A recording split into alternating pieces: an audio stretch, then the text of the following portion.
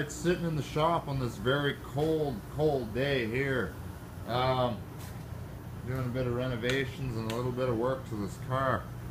So I'll give you guys an update on the old girl. So I started sanding it last night. I didn't really get much accomplished. I still have to tear off the pinstriping. I want to take a razor blade to that and possibly a heat gun, soften it up and just peel it off. You could go over it with sandpaper. The only thing is that you can actually see it after. My hair is probably a mess, I know, I just woke up. You will see it after you sand it, if you were to just go at it with sandpaper. So I kind of don't want to do that. I kind of left the pinstriping on so I can kind of just, you know, take a razor blade to it and peel it off. We also have some guck and adhesive stuck there yet. I mean, you definitely don't want to take sandpaper to that, or it'll kind of just go and spread all over the place. So anyway, good start to the car. We have found some body filler here. This door, the paint was started peeling. It was a very bad botched body job done to this door. Not sure why it was done until I started to sand down, and then I noticed that there's some body filler here. There is actually a very small dent there. The dent is so small and it's so low that I'm actually surprised anybody even tried to body fill that. But needless to say, once I peeled off that molding, the dent, the body filler actually came with it, a lot of it. It was just a very poor body job altogether. I don't know who did it. I have no idea. It wasn't probably anybody around here, because I know the local body shops around here, and they do great work. Because, like I say, well, you know, quality is job one here, especially in this area. We all look out for each other. We're all community-oriented people. We all care, you know. But you know, people in the city, I guess, maybe just don't care as much, and it was just a quick make-out job. And as we work our way to the back of the car, there's these rust outs. They're actually solid enough that they can be sandblasted, so I'm going to have those sandblasted. That's the only way to do it. We're hoping we're not going to blow through and put a hole in here. The steel is actually fairly thick here. The whole trunk lid is pretty thick, so we're hoping that we're not going to blow holes here. But this can't really be sanded. It really needs to be sandblasted. So the paint, the clear coat was really oxidized, and it kind of really made a mess of this paint job. So I started sanding this. I'm going to try and do something different. Instead of sandblasting up here, I'm going to try wire wheeling the roof after I sand it, just to see if it'll work. I've done that with the Oldsmobile, and I managed to not have the rust come back. Technically something like that probably should be sandblasted too, but I'm going to try and see if I can get away with it.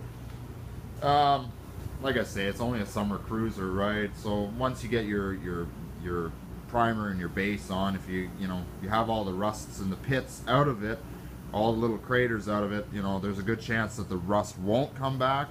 But you got to get all the little craters out of it, so usually you have to wire wheel it for sure, and that's a bit of a long process with a rust spot that big.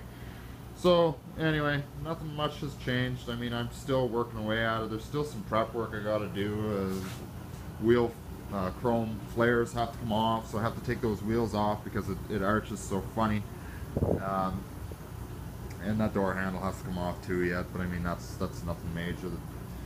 So anyway, thought I'd give you guys an update on the 91 Chevy Caprice. We're putting a big rush on it. Basically, it is just like a make-out job. We're just going to try and sail through this. We're going to do it right, but we're not doing the door jams. We're not doing anything of that nature. We're just, you know, basically a complete respray. That's all the car really needs. We're not going to go above and beyond here. We were thinking about giving it some sort of different kind of we had different ideas for it for paint. But we decided just to back out of that. We're just going to paint it the original color and be done with it, because it's been apart for so long and I don't have time during the summer, so it's just like, let's just get it done. So as it comes to this side, nothing has been done yet.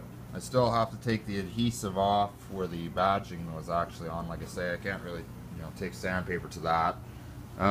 Some molding trim has to come off. That was above the windshield. Alright, so I'm just shutting down the garage here. Well, got quite a bit accomplished with the vehicle, and it's about 7:30 this evening. Today is Monday.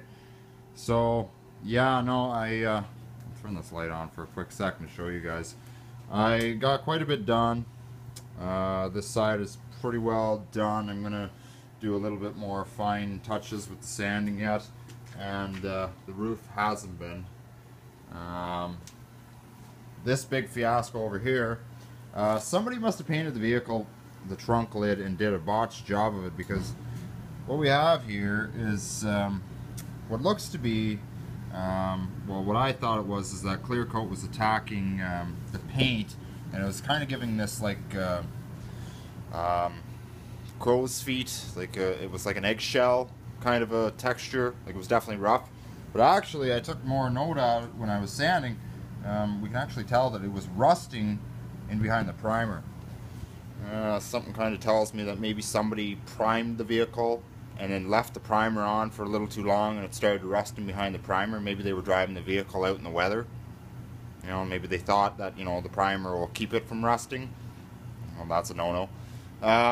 Or, I don't know, there's a couple layers of paint on here. The other hypothesis, or hypotenuse, that I can think of is that this wasn't sanded properly from the get-go. My hair is coated in dust. I know I probably look like crap.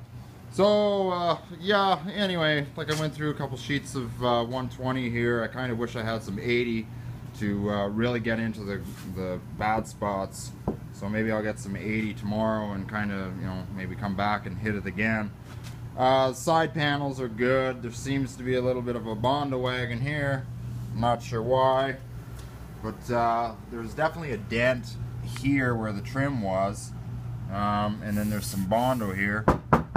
I don't think there's a hole here. It definitely feels solid, so I'm assuming that there might be a few dents in along here. It's the only reason I can think of. But this was another botched job. This whole door, if anybody remembers from previous videos, this door, the paint was just horrible. It was coming off, and whoever did bodywork to this car, just, it was crap. They didn't know what they were doing, or they just didn't care. One or two, or maybe both. I don't know. So, I'm tired. Yeah, I mean, I'm a tall person. Like, I mean, I'm hovering 6'4", and I mean, I've been bending over all day on this stupid car. So, anyway, that's kind of another story for another day. This here is all good.